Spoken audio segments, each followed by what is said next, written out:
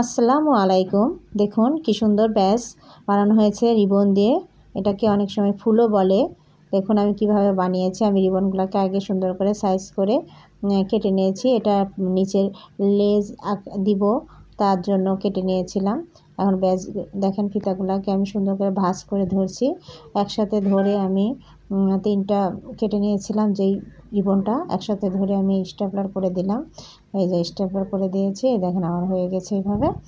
এখন আমি এটাও গোল্ডেন কালার রিবন দিয়েও বানিয়ে নিয়েছি। তারপরে আমি লেসটা এখানে স্টেপলার করে দিলাম। এই দেখেন এইভাবে ঝুলিয়ে। এখন আমি এরপরে সেটিং দেখাই দেবো। দেখেন এটা স্টেপলার করে দিয়েছি। আগে গোল একটা চিহ্ন করে নিয়েছিলাম। তারপরে এই যে আমি এটাতে এক্সট্রা করে বসিয়ে দিলাম। এখন এই যে হাতে ফুল বানিয়ে নিয়েছিলাম, এই ফুলটাও এখন আমি বসিয়ে দিলাম। এই যে হয়ে গেল বেশ সুন্দর একটি ব্যাস। এটা আপনার যে কোনো অনুষ্ঠান, পিকনিক বা স্পোর্টসে এই ব্যাসগুলো ব্যবহার করতে পারবেন আপনারা। ধন্যবাদ। সময়কে কেমন হয়েছে সবাই কমেন্টস করে জানাবেন। আসসালামু আলাইকুম।